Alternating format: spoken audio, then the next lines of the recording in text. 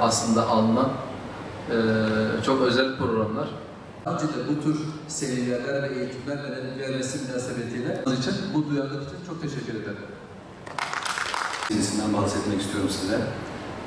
Sayın Mehmet Şirin bir uygulayıcı ve teorisyen olarak ben hep şunu önerdim. 4 harften oluşmakta, bilgi sağlamanın bir yolu da, ilgiyi sağlamanın bir yolu da iletişim. Kimisi sütunları görecektir, kimisi de boynunu eğmiş insanları görecektir. İşveren boyutuyla iş hukuku semineri konferansı verildi bugün. Bizim bu konuda esnaflarımız bayağı eksikleri olduğuna inanıyoruz. Onun için Ticaret Sanayi Teknoloji İl Müdürlüğü ile beraber bir program düzenlemek istedik. Tüm esnaflarımıza çağrı yaptık bu konuda bilgilenmeleri için.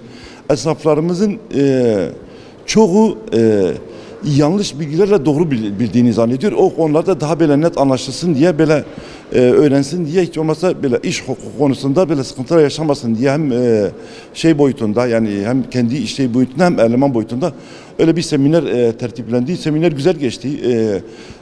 Sunumcumuzun ağzına sağlık, araştırma görevlisi, kendi alanda yetişmiş biridir. Batman'da birinci noterlik yapıyor. O konuda ona da teşekkür ederiz. Bayağı güzel geçti program. Şimdi genel olarak hani isterdik asasen muhasebeciler de burada olsun. Birinci derece bizim esnaflarımızın muhatabı muhasebecilerdir. Genelde onlarla irtibatlıyız. İşte onlar da yani programa iştirak etmişlerdir nispeten olsa, hepsi olmamışsa da, yani hepsi gelmemişse de bu konuda yani hakikaten yani böyle bilgilendirme, onları böyle bilinçlendirme konusunda bayağı güzel konular seçti ve güzel konular anlattı. Kendisine teşekkür ederiz, başarılar dileriz. Yani bizim zaten derdimiz esnaflarımız böyle rahat bir şekilde işlerini yapmalarıdır.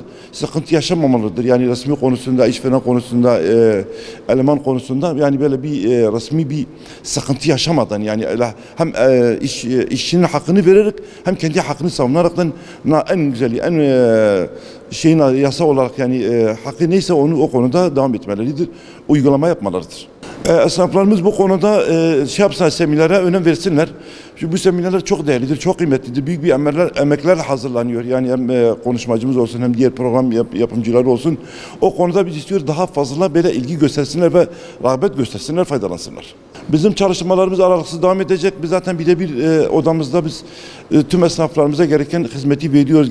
Gereken şey yapıyoruz, yani açıklamalar yapıyoruz, danışmanlık yapıyoruz. Bu konuda da seminerlerimiz devam edecektir.